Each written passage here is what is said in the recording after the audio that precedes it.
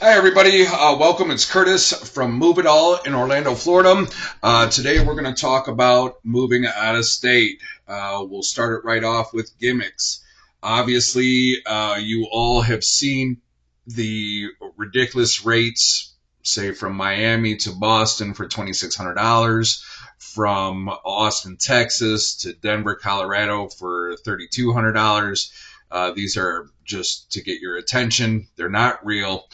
Just the fuel alone, these trucks empty get 6 miles per gallon. The insurance, the maintenance that's involved in these trucks, the movers' wages, the overnights, the hotel stays, the food allowance. It wouldn't even cover one direction to any of those places. So again, gimmicks, try to stay away from them. Also, whether it's local or long distance, you're not going to get any free packing material. You're not going to get any free boxes. There's nothing free in this world. All it is it's added on to the back. And what we try to do here, instead of offering even senior discounts, veteran discounts, this discount, that discount, we just check our competitors' prices every month, and we keep our rates below theirs. We find that this is the best way to avoid these sales and gimmicks, which half of them aren't even real, and just added in on the back end. So let's jump into overcharges. You've all heard the horror stories. Basically, most of it's with van lines. They'll show up to your house for the offload in your new town, in your new state, and you're presented with a bill which can be sometimes twice as much as what you expected. Then they're holding your furniture for ransom because you refuse to pay it, and then you're going to pay even more to eventually get it back because you didn't read your fine print. Basically, what we offer here and what I suggest you get from your moving company, if we're not your moving company, is what's called a flat rate not to exceed price. Basically, that's what exactly it says. It's a legal binding agreement, flat rate not to exceed price. So I don't care if they handwrite it, I don't care if they type it. Make sure it's next to your bottom line amount of your quote. And I'll tell you the reason why with the fine print, why you're not seeing these overcharges until they arrive at the destination.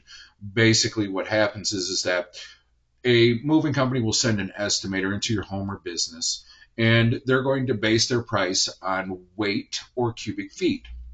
Well, we all know when the estimator gets there that he didn't bring a scale with him. He's not going to put every chair, every box, every bag, every table, every sofa on a scale and weigh these things individually to get his price. We also know with a company that's doing cubic feet that the estimator is not going to come in with a tape measure and measure every bag, every box, every table, every chair with a tape measure either. So basically what happens is that that moving company gives you a rate based on the estimator's estimate, and you don't read your fine print. As soon as they pull up to the first weigh station, they're going to get a printout of how much that truck actually weighs with your items in it.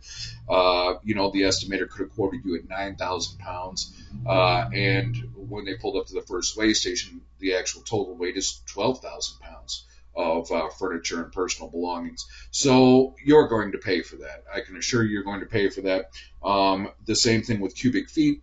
All moving companies, based on the size of their truck, they know what the cubic feet, the amount of space is inside of their truck. So the estimator may have come up with 1,800 cubic feet for your items, and that truck loaded, fully loaded, top to bottom, side to side, is actually 2,300 cubic feet or 2,600 cubic feet, and you're going to definitely be charged the extra amount for that cubic feet. So these aren't estimates. I call them guesstimates, and it's definitely something that you want to be aware of and try to avoid as much as possible. There is also the option, I'll give you two options to save money. One of the options is going consolidated, which we don't suggest as well, especially here in Florida. I'm going to tell you the reason why.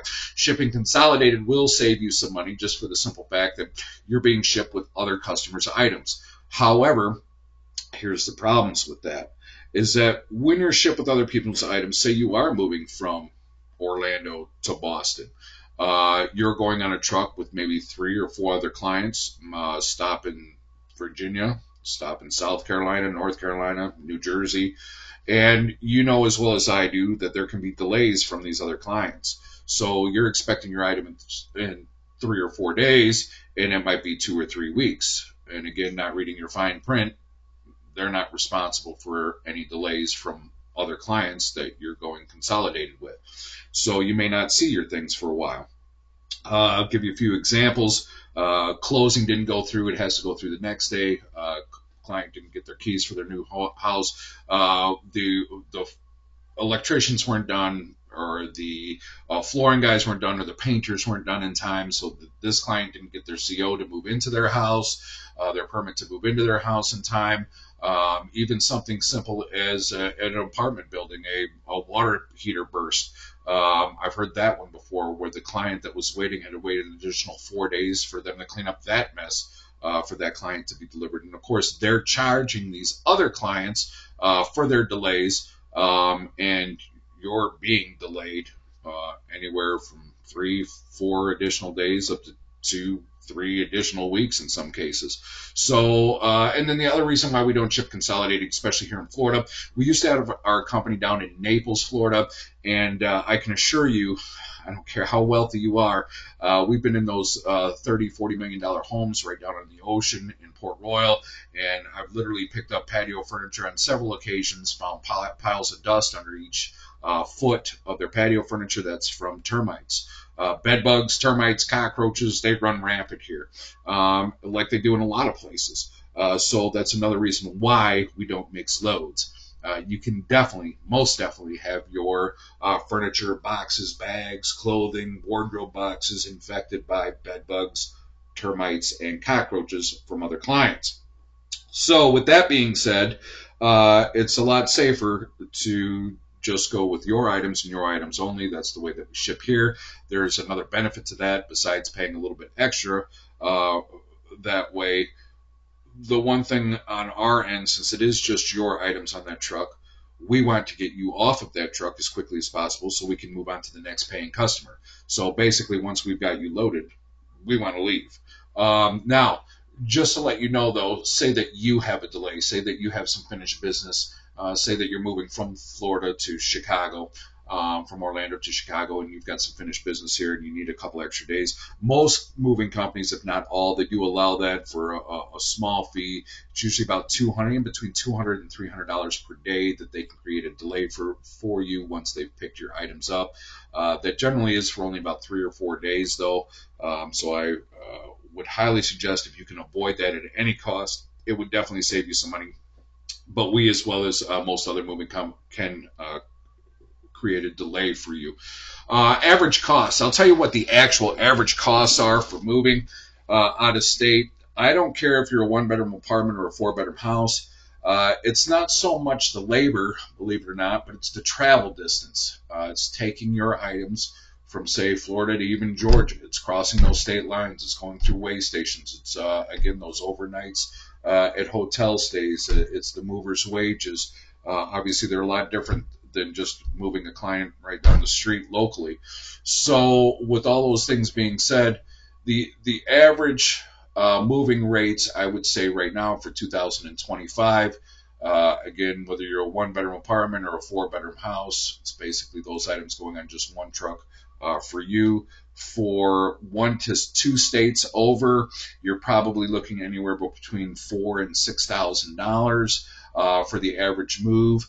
And then I would say anything farther than 3, 4, 5, 6, 7 states, you're probably looking in that $6,000 to $8,000 price range. And then when you're talking about moving, say, from Florida to California all the way across the United States, you're looking into that $12,000 to $14,000 price range. So those are averages. I've been in this business for over 25 years.